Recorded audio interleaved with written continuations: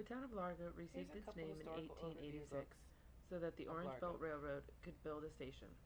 Largo was also known as the Citrus City for its rich farmlands and central locations, which allowed Largo to be the place where citrus was shipped to the north. The population in Largo area grew substantially in the 1950s as World War II veterans returned, ranging from 1,500 residents to more than 5,300 residents.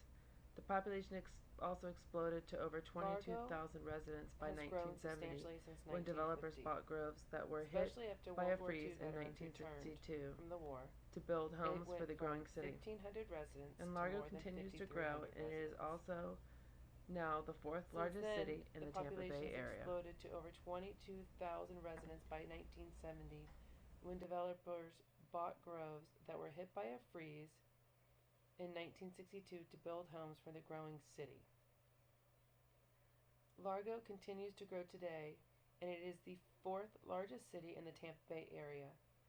They continue to build new buildings such as the Largo Public Library, Largo Central Park, Largo Cultural Center.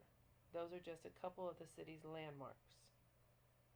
They also have multiple recreational centers such as Southwest Rec, Highland Rec, and Largo Community Centers, where they are a host of multiple different activities from the children to the adults to families and all. Largo has many different housing options available, from the single-family homes, apartments, mobile homes, townhomes. There are also government housing available for low-income families in the community. One that is located in West Largo is known as Rainbow Village. It is made up of multi-duplexes, triplexes, and has its own community center, on-site, and fire station within the neighborhood. There are also lots of different places of worship within the community that offers many different programs for the people that in the community, ranging from children to senior citizens. There are many different forms of public transportation, such as the PTSA bus system, taxis, also volunteer-provided transportations such as Care Ride, and they all have different prices that they range from. Also, some availability of health-related items. Access to food is rather easy. A recent search resulted in finding about 650 different places to purchase food and medication. 281 of those results were found to have different drugstores, and these are just some different places within the community. Busy residential streets. You also have taxi cab services. There's also the newest thing, which is Uber, which you can actually order a cab and order the person to come and get you from your phone and handle everything that way and pay for it as well. The available health-related items, we have food. A quick online search showed 650 results for places to purchase food and medications, including small privately owned markets, local produce stands, and some corporate stores such as Publix, Walmart, and CVS. This doesn't even include the local gas stations, churches that I mentioned, charities, and the food banks. Also narrowing the above search, I found 281 results for drugstores throughout the city of Largo, and we have two hospitals that the names are Largo Medical Center, Largo Medical Center of Indian Rocks campus, and we also have a diagnostic clinic, which would be considered one of your one-stop shops for medical services, from labs, seeing the doctor, to having x-rays done. Analysis of the population of the community. There are 2 points here that are going to be covered. First, a population issue, and then health concern for Largo. As for the population issue, is that it was noticed that 7% of the population in Largo are Hispanic and Latinos, and among these Hispanic and Latinos are immigrants. And immigrants are more vulnerable and they are more prone to living in precarious homes as well as lack the resources. For the second point, the health concern for Largo, that would be lack of inactivity And lack of any physical or activity is the fourth leading cause of death worldwide. In Largo, they have many parks and activities for all ages. There's also discounted rates for residents with a low income. Parks provide an opportunity for adults and children to be more active. Activity, along with nutrition, can prevent obesity among children and adults.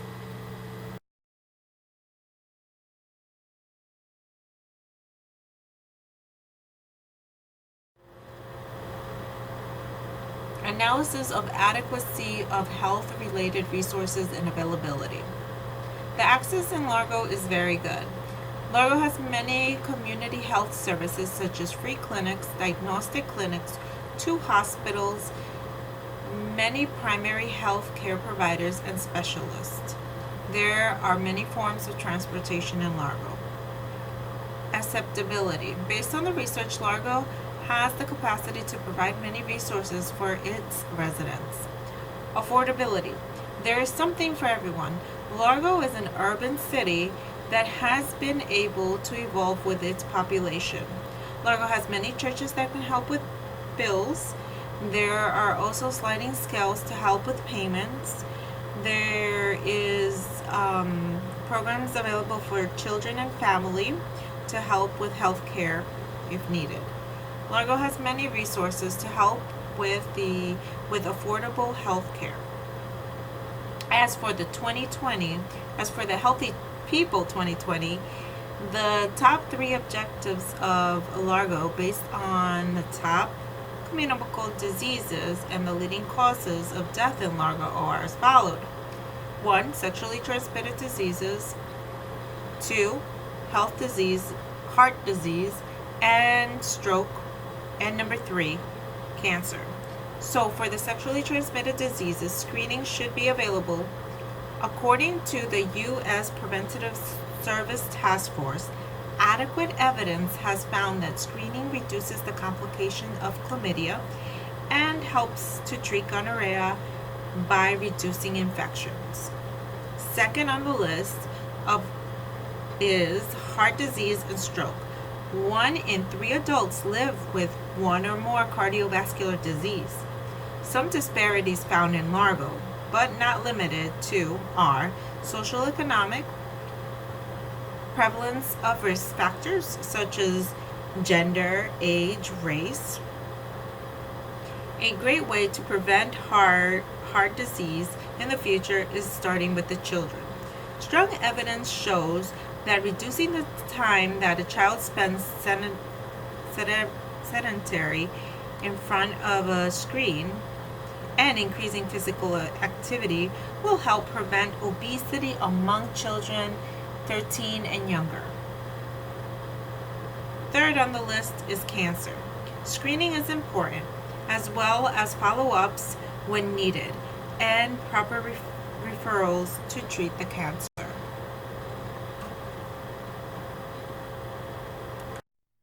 The City of Largo provides an adequate amount of environmental resources and programs to their community that contributes to environmental sustainability.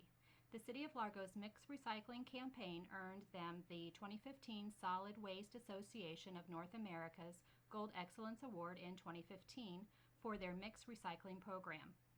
In their first year, they recycled 6,800 tons and saved the city approximately $250,000 in disposable fees. The city also offers reclaimed water to their residents and local businesses, which provides an alternate water source. The production of reclaimed water meets all state requirements for the use of the water to irrigate parks, playgrounds, schools, and golf courses. Although reclaimed water is not offered throughout the entire community, for those who do use it, they are able to save money and contribute to a healthier environment. Approximately 12 million gallons of residential and commercial wastewater is treated and processed daily at a wastewater reclamation facility in Pinellas County. This facility operates 365 days per year and is monitored by the State of Florida's Department of Environmental Protection. The City of Largo also monitors the air quality. They've created a link on their website which allows anyone to access and monitor the air quality in the area. This system will tell the viewer how polluted or clean the outdoor air is and what associated health risks may be of a concern to the viewer. The current air quality is listed as good without any health concerns for its citizens. The City of Largo hosts several community meetings to assist city leaders to better understand the type of city residents want to live in. Each 90-minute conversation consists of a city representative facilitator meeting with any of the residents and allowing them to share their thoughts and aspirations on how to shape the city's future. These meetings are held throughout the community, and the next meeting will be held on February 26th at noon at the Largo Library. The city also offers several different affiliate boards and committees that may provide guidance, financial, or volunteer support to various organizations within the City of Largo. Commission meetings and agendas are held the first and third Tuesday of the month at 6 p.m. at the city's commission chambers at Largo City Hall. These meetings are open to the public.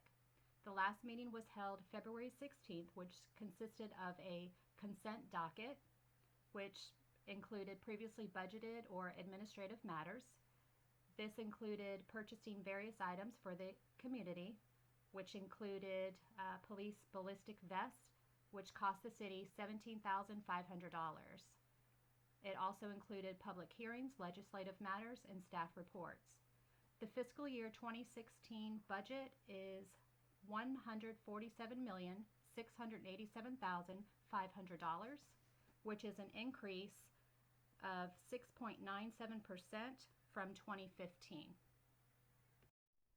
While assessing the community, we observe these issues as the top 6 highest priorities that need to be addressed. Number 1, texting and driving.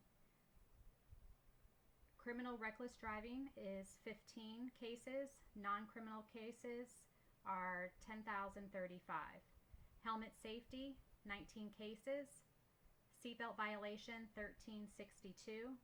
Pedestrian safety, which includes bicycle pedestrian, is 897. Child restraints, 48. And obesity.